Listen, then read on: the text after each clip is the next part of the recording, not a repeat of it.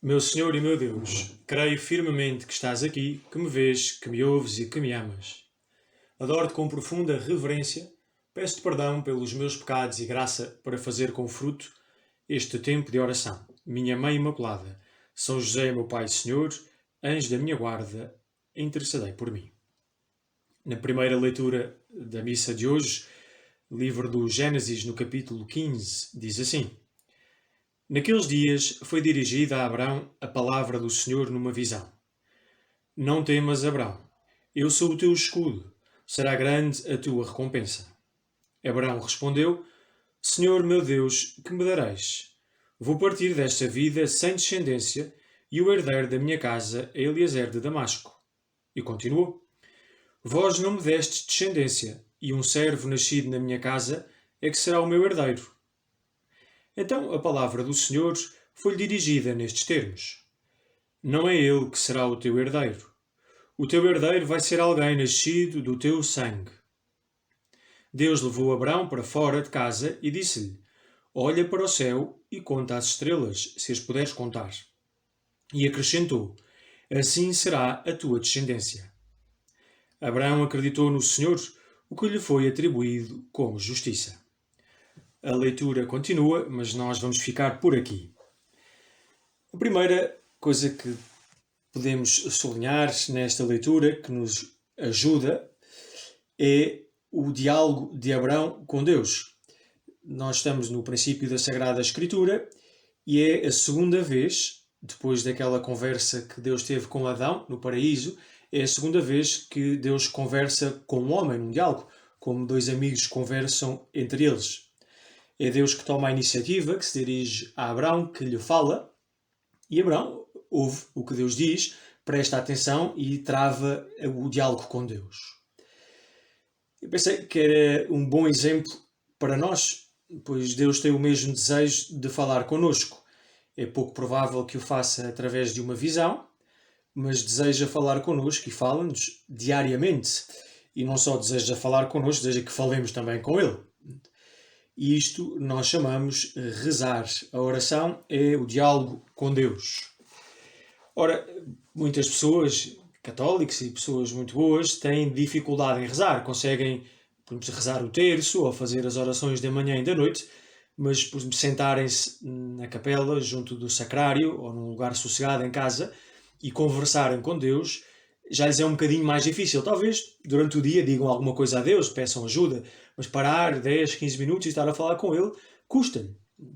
E porquê? Eu penso que a principal dificuldade é que nós não vemos Deus nem o ouvimos com uma voz como agora a que estão a ouvir, a minha.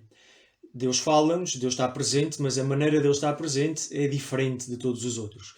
E como não o vemos nem o ouvimos, Ele escapa aos nossos sentidos, a visão e do ouvido, temos dificuldade. Como é que eu sei que estou a falar com alguém? Como é que eu sei que alguém me está a falar? Será que isto não é um exercício de psicoterapia? Eu falar com um amigo imaginário faz-me bem dialogar comigo mesmo? Como é que eu sei que eu não estou a fazer figura de tolo, que há mesmo outra pessoa? É uma dificuldade real e que todos atravessamos na oração, mais cedo ou mais tarde, depois isto volta, esta dificuldade. Mas existe um remédio para esta dificuldade, que é a fé.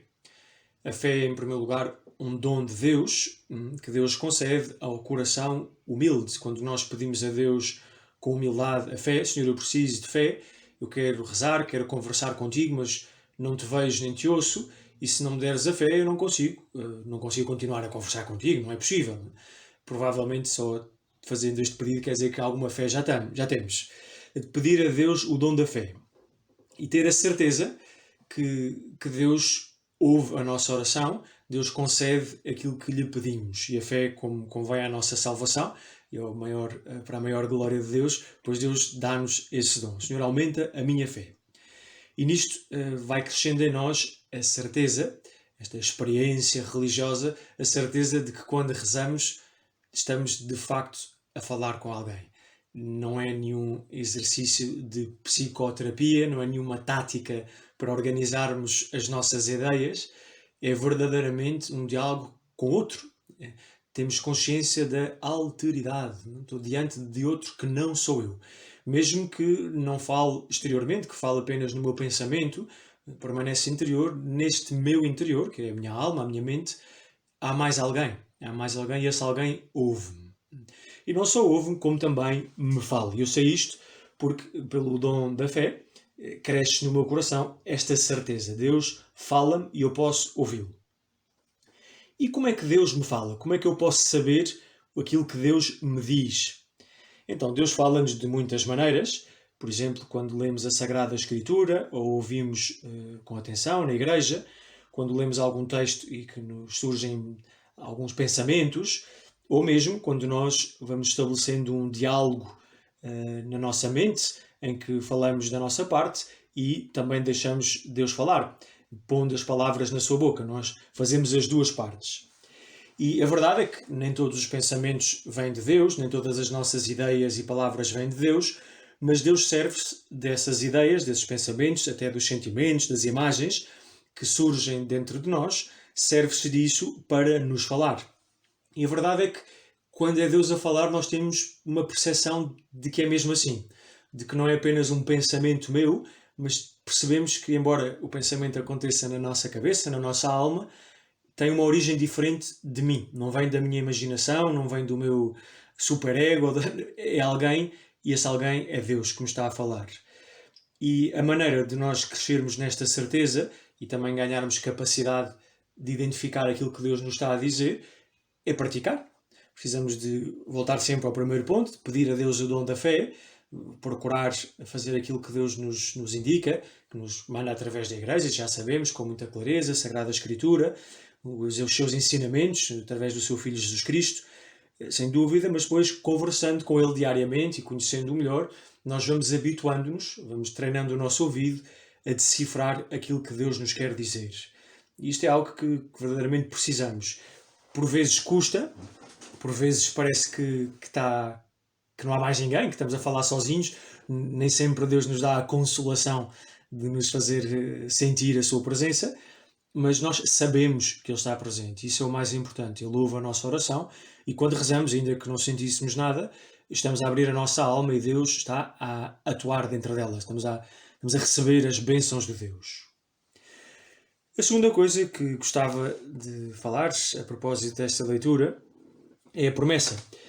Deus faz uma aliança com Abraão, uma aliança que será renovada, depois com Isaac, filho de Abraão, Jacó, neto, uns séculos mais tarde com Moisés, depois da saída do Egito, no Sinai, depois com David, já em Israel, na Terra Santa, e depois fará a aliança definitiva e eterna com o seu Filho Jesus Cristo, ou no seu Filho Jesus Cristo, que é a aliança da qual nós fazemos parte pelo batismo. O que é que Deus promete a Abraão? Esta aliança é um pacto em que Deus faz uma promessa. Promete a sua proteção, mas sobretudo promete uma descendência numerosa e também vai prometer uma terra.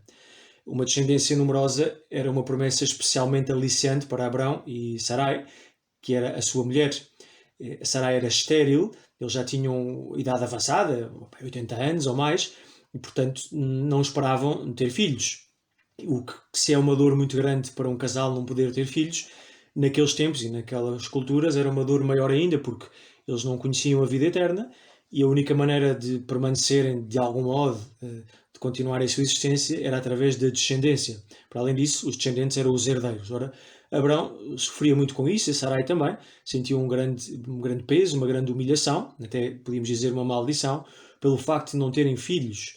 E Abraão, para além disso, preocupa-se porque vai deixar toda a sua propriedade, não que ele fosse muito rico, mas algumas coisas possuía, e ia deixar isso tudo a um servo, um criado. Então a promessa de Deus é que ele vai ter uma descendência, vai ter filhos. Nomeadamente vai ter um filho, da promessa que será Isaac. E Abraão custa-lhe acreditar, mas Deus diz, vem cá para fora. Abraão sai de casa, a casa dele era uma tenda, e numa noite no deserto, onde não há mais luz nenhuma, não existia luz artificial, as fogueiras provavelmente já estariam apagadas. Portanto, olhar para um céu limpo no deserto é um espetáculo fulminante. Eu nunca vi o deserto à noite, estive no deserto de dia, mas tenho experiência da serra, por exemplo, ou estar no campo, longe de qualquer cidade, numa noite fria de inverno, em que o céu está limpo e é inacreditável. Olhamos para o céu e quase é mais a luz das estrelas do que o escuro do céu. É inacreditável. Na cidade nós vemos meia dúzia de estrelas. Quando vamos para o campo, as estrelas são milhões, não se podem contar. Depois Deus convida Abraão a contemplar este panorama. Olha para aquilo que estás a ver. Maravilha com aquilo que estás a ver. Agora conta as estrelas.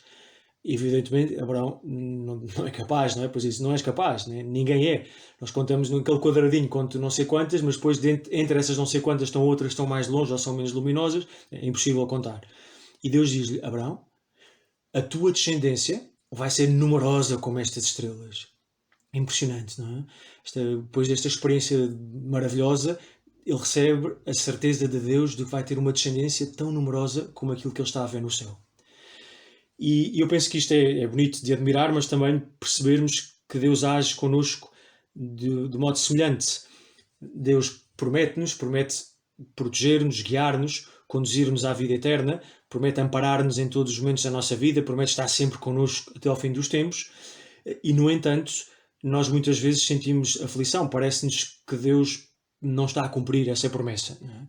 E então pedimos a Deus que nos dê sinais. Isto acontece quando temos dificuldades na vida, na família, o trabalho, quando atravessamos uma doença, nós ou alguém querido, ou, por exemplo, quando estamos à procura da nossa vocação e pedimos a Deus e Deus vai nos dando alguma resposta, mas não é suficiente.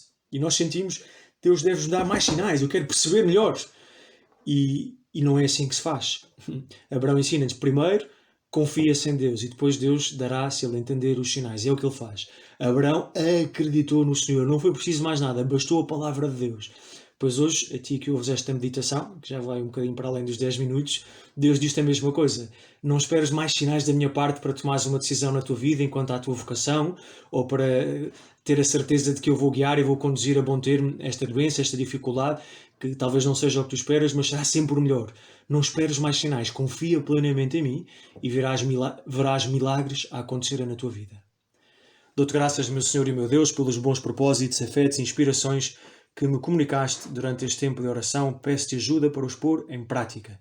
Minha Mãe Imaculada, São José, meu Pai e Senhor, anjo da minha guarda, intercedei por mim.